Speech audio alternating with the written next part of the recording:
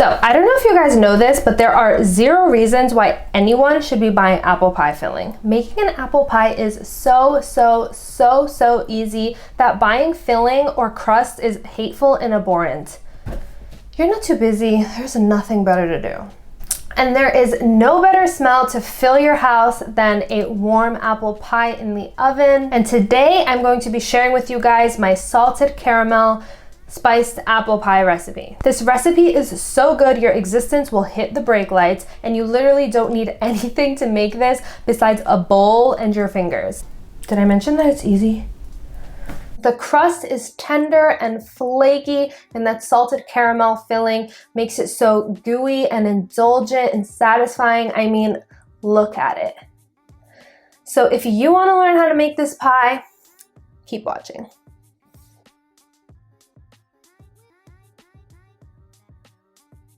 We are going to start with 250 grams or 2 cups of all-purpose flour and add 8 grams or half a tablespoon of sugar and 4 grams or 1 teaspoon of salt, and let's just give that a quick whisk to combine everything.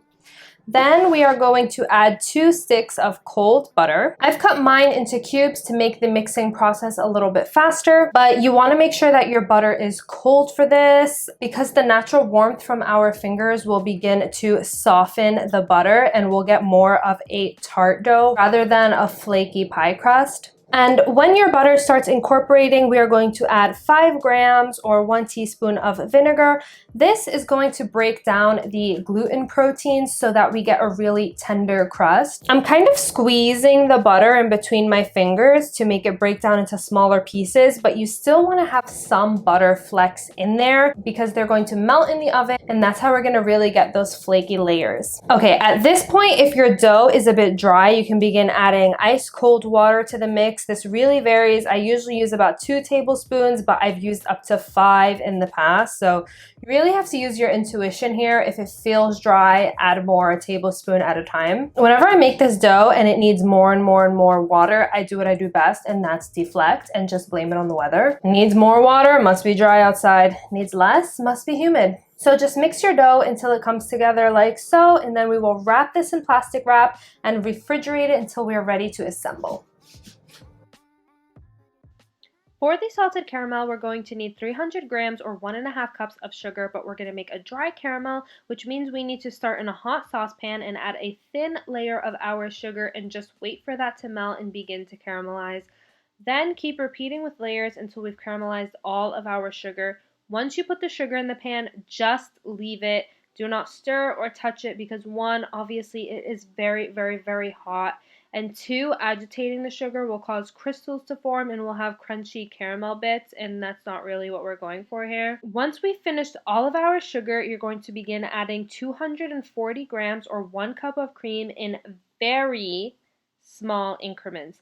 Please be careful because this will cause a violent bubble reaction and you can get a gnarly sugar burn. So add the cream in little by little, followed by 50 grams or half a stick of butter and 6 grams or 1 teaspoon of salt. Then we'll just set this aside to cool while we work on our apple filling.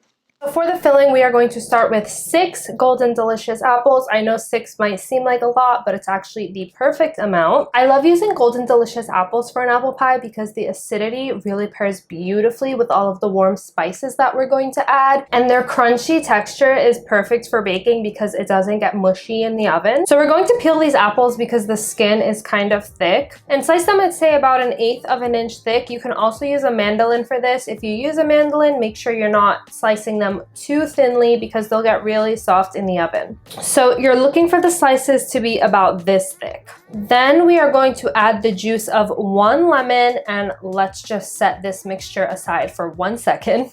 In a separate bowl, we're going to combine 50 grams or 1/4 cup of sugar, 1 tablespoon or 8 grams of cornstarch, 7 grams or 2 teaspoons of cinnamon, 2 grams or 1 teaspoon of ginger, 2 grams or 1 teaspoon of nutmeg, and 1 gram or 1/4 teaspoon of cloves. Then we'll just give this a good whisk. This is going to make combining it into the apples a lot easier.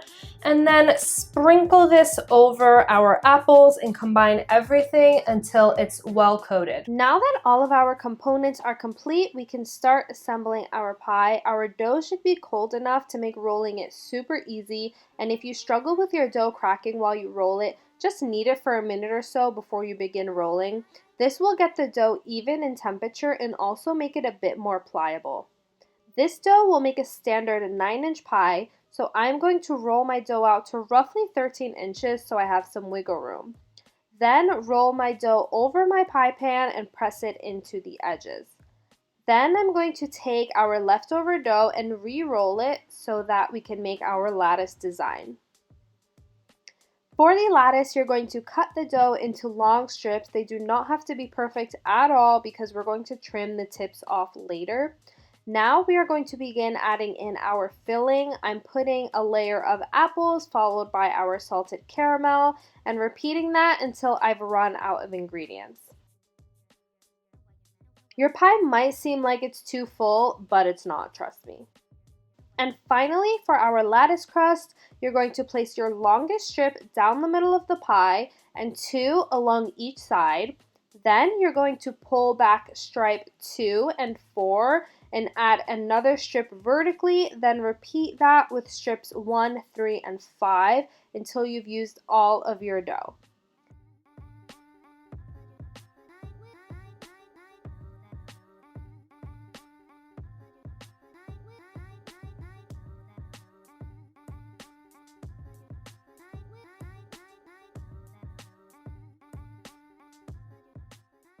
Now we are going to quickly beat 1 egg and egg wash the top of our pie. This will make the lattice stick and will also make our pie golden brown. If you want to add a sprinkle of sugar on the crust, feel free to do that too. Then this pie is going to bake at 350 for 35 to 40 minutes. You'll know your pie is ready when it's golden brown on the surface and your neighbors are knocking on your door because they smell it. You know that I'm bad, but you're spending the night with me.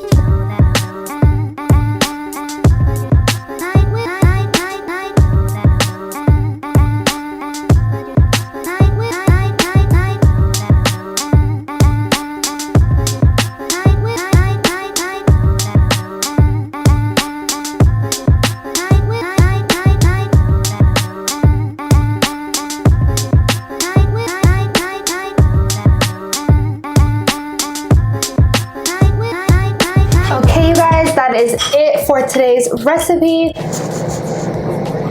I told you guys it was gonna be easy.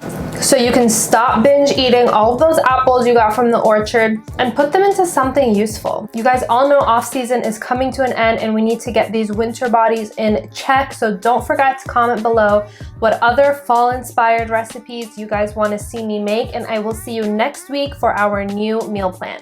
Bye. Smash the like and subscribe button and comment down below of what you want me to do. I'm just at a point in my life where sugar hits a little differently, and then I need to nap for 2.5 hours.